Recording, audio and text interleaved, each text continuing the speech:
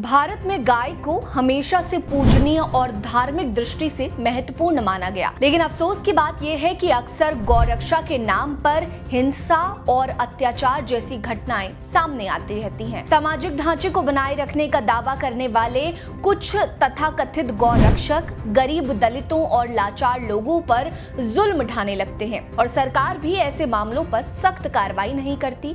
अक्सर ऐसा देखा गया है कि दलित और पिछड़े वर्ग ही इन घटनाओं का सबसे ज्यादा शिकार बनते हैं। नमस्कार, मेरा नाम है रीटा। आज की वीडियो में मैं आपको पिछले 24 घंटे में हुए दलित उत्पीड़न की उन 5 खबरों के बारे में बताऊंगी जो सुर्खियां बटोर रही हैं। दलितों से जुड़ी पहली घटना पंजाब के लुधियाना से सामने आई, जहां बाइक सवार बदमाशों ने एक दलित युवक की गोली मारकर हत्या कर दी। ये घटना लुधियाना के सुंदर नगर चौक की है, जहां घाटी मोहल्ले के रहने वाले सोशल मीडिया इन्फ्लुएंसर कार्तिक बग्गन और उसके दोस्त मोहन पर ताबड़तोड़ गोलियां चला दी गई। इस हमले में कार्तिक की मौत हो गई और मोहन की हालत स्थिर बनी हुई है। यह हमला शनिवार की रात को ही हुआ था, लेकिन 5 दिन बीत जाने के बाद भी ना तो आरोपियों के पकड़े जाने की खबर है और ना ही अब तक कार्तिक के शरीर का पोस्टमार्टम हो पाया है। घर वालों का कहना है कि सीसीटीवी फुटेज भी पुलिस को बरामद हो चुकी है, लेकिन अभी तक किसी की गिरफ्तारी की कोई सूचना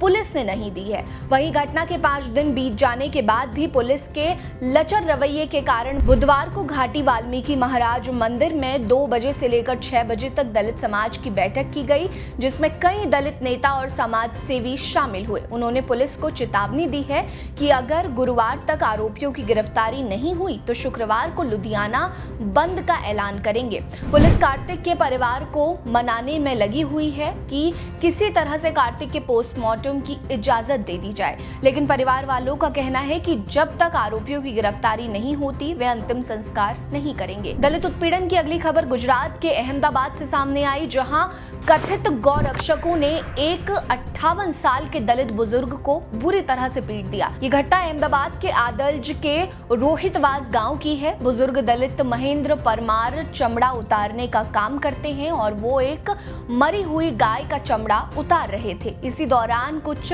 गौरक्षकों ने गौरक्षा के नाम पर उन पर चाकू और लाठी डंडों से हमला कर दिया। दलित युवक ने बताया कि उन्हें ग्राम पंचायत से मृत पशुओं के निस्तारण की आधिकारिक तौर पर अनुमति मिली हुई है। रविवार को करीब 2 बजे दोपहर में उनके पास नरेश परमार का फोन आया था कि खोड़ियार गांव में एक गाय मरी हुई है, जिसके बाद वो वहां पहुंचे और उन्होंने गाय की खाल उतारने का काम शुरू कर दिया। करीब 3 बजे के करीब कुछ लोगों ने वहां आकर हंगामा करना शुरू कर दिया और आरोप लगाया कि वो जिंदा गाय का चमड़ा उतार रहे हैं, जबकि महेंद्र ने उन्हें समझाने की कोशिश भी की कि वो दलित जाति से हैं और वो और उनका परिवार चमड़ा उतारने का ही काम करता है और गाय जिंदा नहीं बल्कि मरी हुई है। लेकिन दबंगों ने महेंद्र पर हमला कर दिया। उनके बाएं कंधे में चाकू से हमला कर दिया गया और गांव के व्यक्ति के हस्तक्षेप से किसी तरह से महेंद्र की जान बच सकी और घायल अवस्था में उन्हें गांधीनगर सिविल अस्पताल में भर्ती कराया गया। महेंद्र ने अदालज थाने में FIR दर्ज कराई और सभी आरोपियों में से एक की पहचान सचिन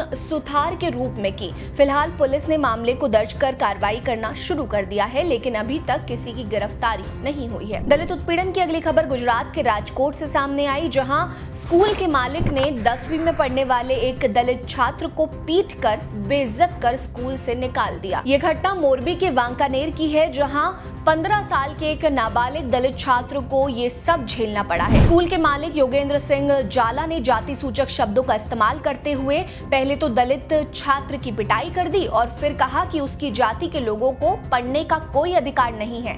जातिवादी योगेंद्र सिंह ने गालियों और थप्पड़ों के साथ दलित बच्चे को स्कूल से बाहर कर दिया।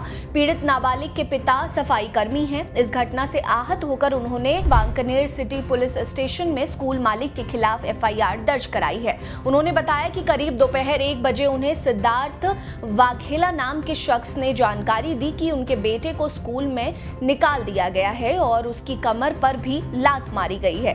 पीड़ित छात्र ने बताया कि वो स्कूल के बाहर नाश्ता कर रहा था, तभी स्कूल मालिक वहां पहुंचा और उसे बेइज्जत करने लगा। इतना ही नहीं, उसने जाति सूचक गालियां देते हुए मारपीट भी शुरू कर दी। इस मामले की जांच मोरबी SC/ST सेल के पुलिस उपाधीक्षक को सौंप दी गई है और पीड़ित छात्र की मेडिकल जांच कराई जा रही है। BNS की धारा 115(2) SC/ST एक्ट, अत्याचार अधिनियम और किशोर न्याय अधिनियम की धारा 75 के तहत इस मामले को दर्ज किया गया है। अब जांच के बाद ही कुछ साफ हो पाएगा। दलितों से जुड़ी अगली खबर केरल से सामने आई, जहां एक दलित रैपर को के आरोप में पुलिस ने अग्रिम जमानत दे दी है। दरअसल एक महिला डॉक्टर ने दलित रैपर वेदान उर्फ हिरण दास मुरली पर आरोप लगाया था कि वो शादी का झांसा देकर महिला का यौन शोषण कर रहा था। महिला के मुताबिक 2021 से लेकर 2023 तक वेदान महिला के साथ रिश्ते में था और वो शादी का झांसा देकर महिला के साथ लगातार यौन शोषण कर रहा था। महिला ने इसके साथ आरोप लगाया है। वेदान के व्यवहार के कारण वो काफी डिप्रेशन में थी, लेकिन अब वो न्याय चाहती है। वहीं केरल उच्च न्यायालय ने मामले की जांच के लिए पुलिस को समय तो दिया ही, साथ ही वेदान की अग्रिम जमानत याचिका पर सहमति दे दी है। आपको बता दें कि यौन शोषण मामले में जमानत देने के बाद वेदान के फैंस का मानना है कि कोर्ट भी ये मानता है कि वेदान पर लगे आरोपों में संदेह हो सकता है। वहीं वेदान पर अप्रैल महीने में ही एक का मामला दर्ज हुआ था। उन्हें ड्रग्स के मामलों में भी गिरफ्तार किया गया था। तो वहीं तेंदुए के दांत रखने के मामले में भी वेदान पर मुकदमा चलाया गया था। जब दलित रैपर पर एक साथ मुकदमा चलने लगा तो लोगों के सब्र का बांध टूट गया। लोगों ने अपना गुस्सा जाहिर करते हुए कहा कि केवल दलित समुदाय से होने के कारण वेदान को इतना ज्यादा निशाना बनाया जा रहा है, जबकि वो बेकसूर है। अगली खबर उत्तर प्रदेश के सहारनपुर से सामने आई, जहां एक 30 साल के दलित युवक की चाकू से गोद कर निर्मम कर दी गई।